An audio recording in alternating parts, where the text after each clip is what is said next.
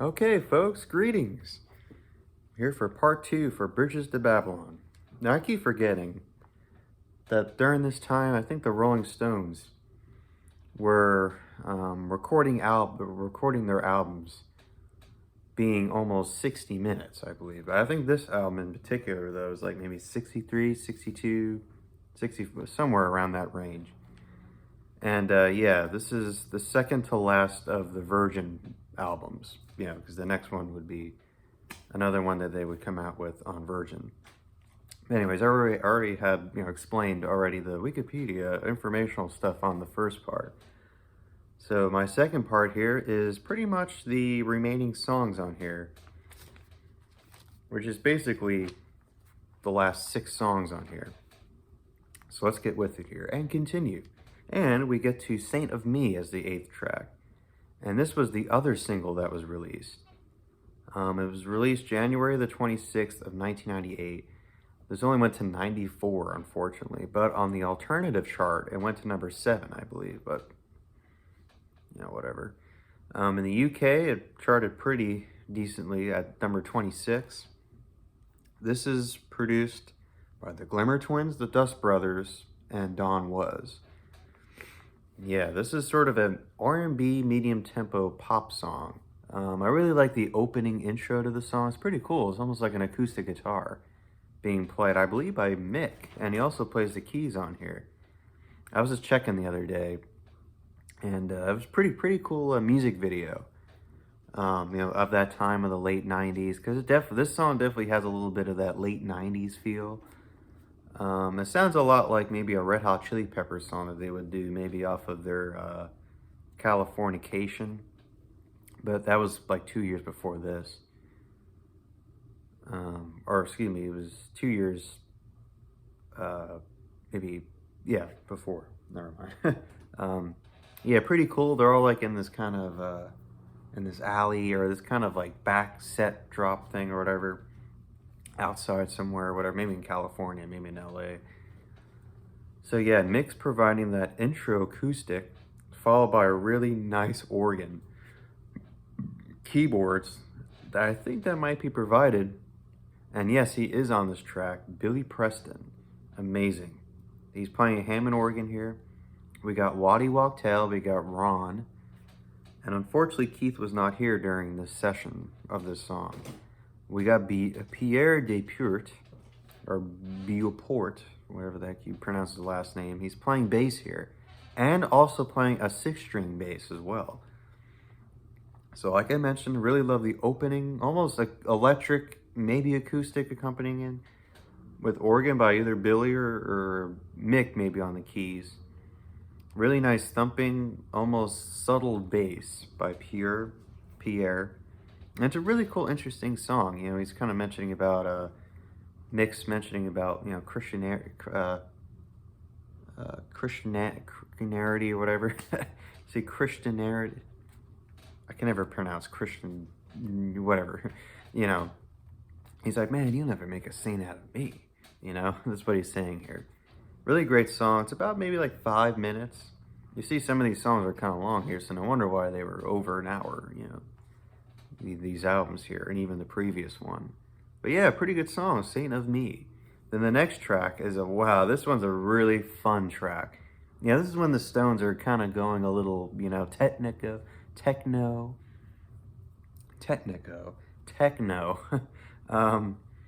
This one's produced by the Glimmer Twins, and the Dust Brothers are here again, to give it that kind of really cool kind of synthy kind of, because these guys are mostly on the synth side, in the contemporary.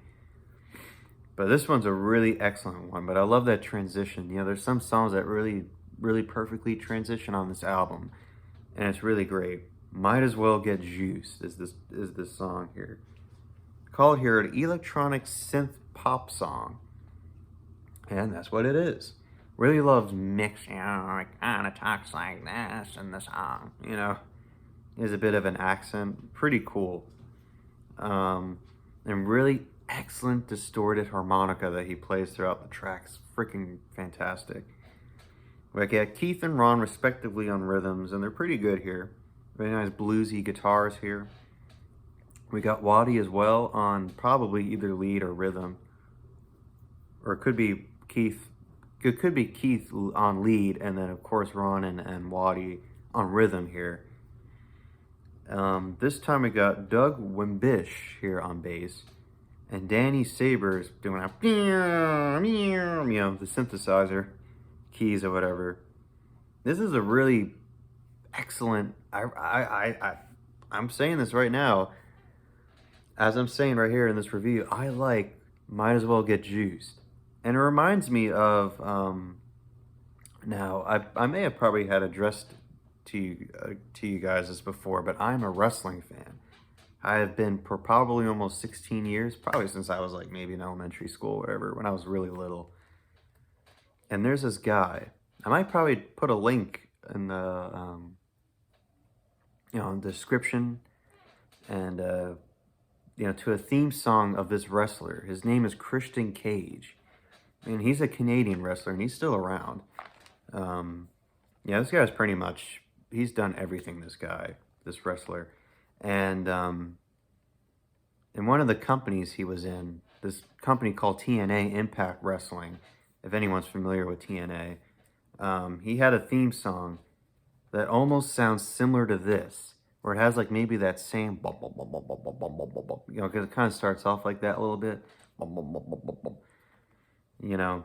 And so I'll put a link right there, and you guys can check it out. Maybe you can see the similarities or whatever. But this is a pretty good damn song, I gotta say. But it also sounds a bit like McCartney too, a little bit. Where he's kind of doing this electronic kind of thing. So it's pretty much a mix of that guy, that Christian Cage, this theme music, with McCartney 2-esque, feel or whatever. But yeah, pretty cool. Might As Well Get Juiced. Love that song.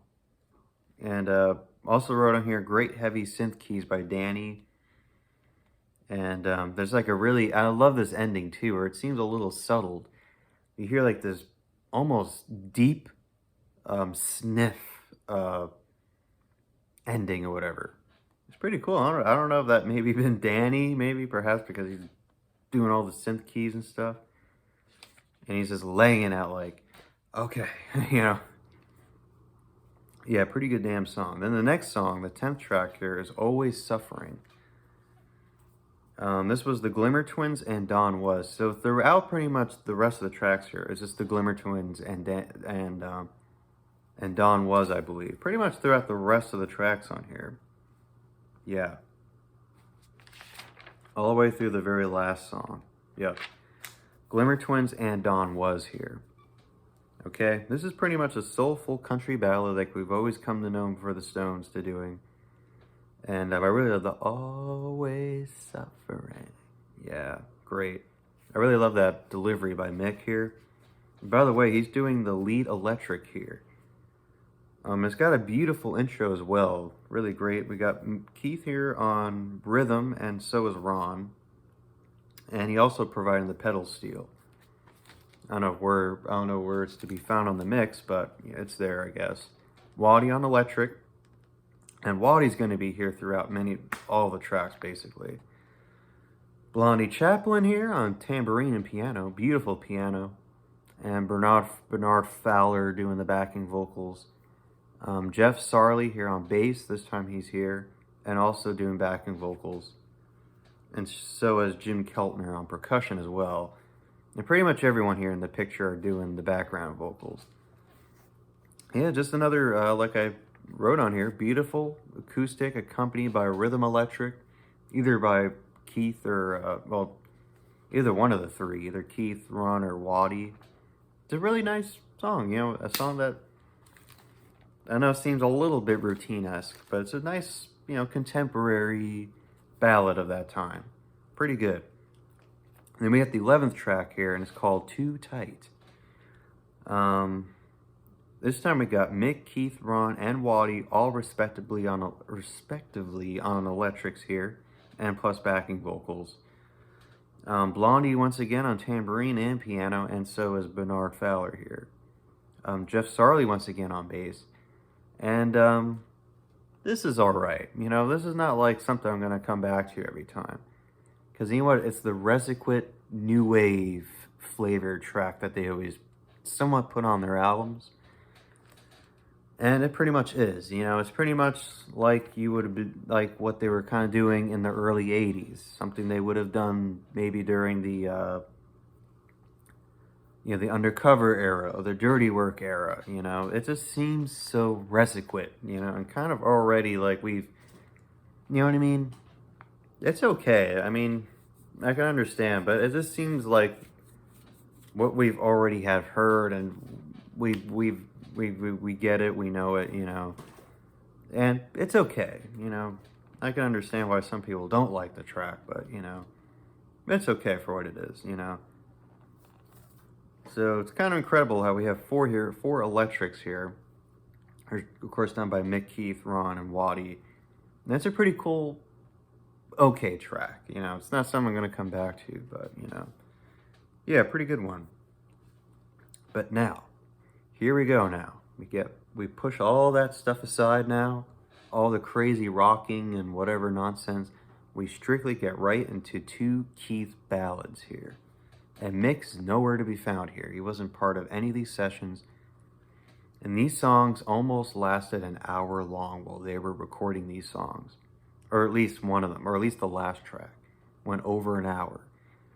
And the last one was co-written by Pierre Desportes, I believe. But I think Mick and Keith had written the song. I think Pierre was kind of a co-writer, but mostly Mick and Keith, the Glimmer Twins. And this is an excellent, what great two good ballads right here. Keith ballads. This one's called The Thief in the Night. He took this from a verse from the Bible, I believe. Keith here with excellent lead vocals. And Don Was is here, and he's playing the keyboards here.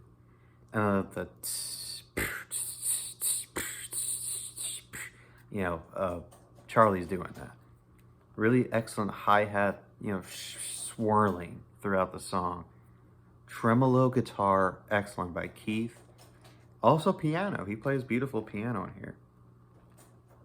And the thief in the night, like a thief in the night. Ron and Waddy here on electrics or acoustic, I believe. Or it could have been provided by Keith here, the acoustic.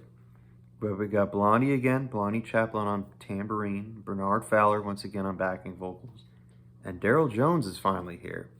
He played on, I forgot, I may have probably have totally maybe not maybe mentioned about him on You Don't Have to Mean It. So yeah, I totally forgot. So really there was only two tracks he played on. You Don't Have to Mean It and Thief in the Night. And I think, maybe, no, I'm wrong. Yeah, only two tracks. And then we also got Pierre Desportes, the co-writer of the song, on piano. Beautiful, excellent, about maybe like over 5 minutes. But it's really great, with really great distorted guitars, beautiful melodic piano playing. But what a great transition. And by the way, this excellent part of the beginning of this track has reversing, like a tape's being reversed or something. And it's excellent. Love it. Really, really great. Like I mentioned about Charlie's, you know, hi-hat splashing. Fantastic. And yeah, just beautiful, soulful backing vocals. Jim Keltner, and a wonderful, great, almost distant into the picture is that saxophone. It gives it almost that feel of riding the wave, you know, to the song. But we jump right into the very last 13th track here. And this is a beautiful song. Once again, Glimmer Twins and Don Was on piano here. No Mick. Once again, a Keith soulful ballad. How Can I Stop? I love Keith's vocals on this song. How can I stop? Can I stop? It's so beautiful, so gorgeous. Once again, Keith on the lead vocals here, plus tremolo electric guitar here. Ron and Waddy again, respectively, on the rhythm electrics here. Blondie again on tambourine piano, accompanied with a backing piano, whatever. Bernard, Jeff Sarley again on bass, Jim Keltner, and this time we got Wayne Shorter here on saxophone. This is what I wrote about this song. Like I mentioned, of the great, almost distant transition to How Can I Stop, with amazing backing vocals, soulful backing vocals, Charlie's amazing rhythmic drumming on here, and almost a subtle, but almost kind of, maybe not distant, but it's perfectly not like total like saxophone, you know, it's kind of just really there, but giving it that feel, giving that really luscious feel, saxophone. But the one great thing about this song is the ending of the song. And I just love the syncopation of Charlie, because that syncopation reminds me so much of Fire and Rain by James Taylor. You know that ending of that song? Boom, boom, boom, boom. Love to see you one more time. It reminds me a lot of that.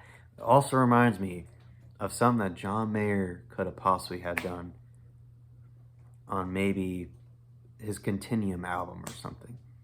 It reminds me of James Taylor, Fire and Rain, and it reminds me a lot of John Mayer too. It's excellent. Just that guitar feel reminds me of Mayer, definitely for sure.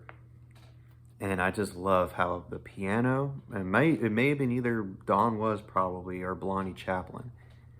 Charlie's cymbal work and the saxophone by Wayne Shorter, all three of them are all interconnecting with each other for this crescendo ending of this song. It's brilliant.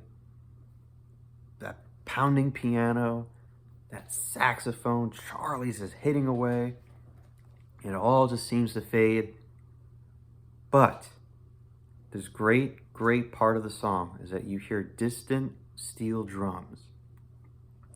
I believe by Charlie or maybe even Jim Keltner or whatever. And you hear some laughter, you know, because they're enjoying what they're doing here. And it just ends. You know what, folks? I'm starting to really, really love Bridges to Babylon, because I think this is a really good, perfectious album. I love how they can do that, how they can blend these two songs together and make it soulful, but have it Keith ending it, you know? Great. What can be said about Bridges to Babylon? I think this is a very underrated album. And they ended with the two soulful songs here.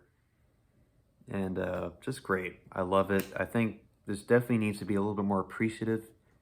But I think this is definitely a pretty good damn album. And anyways, folks, my next album will be Bigger Bang. Now, the Bigger Bang, they had a pretty successful tour with No Security. And to think about it, you got to take a look at this in perspective. If this was 97, think about it. 97, 98, 99, 2000, 2001, 2003, 2004, 2005. Look at that. 9 years when they came back to make another album. That's just crazy how they waited that long to make an album. And that's my album that I'm going to be kind of doing somewhat a review and kind of doing commentary. Because I think I might probably group up the songs, because we all know well how the Stones go, you know. They do the country ballads, they do the new wavy kind of songs, they do the reggae, they'll do rock or blues or medium tempo, whatever. And probably categorize them and just kind of, you know what I mean, not do a whole shebang on it.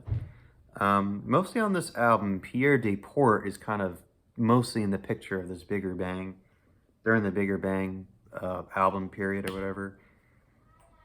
And that's the album I'm going to be reviewing next, Bigger Bang. But anyways, folks, I enjoy doing this, and I think Bridges to Babylon is a pretty damn underrated album. Okay, folks?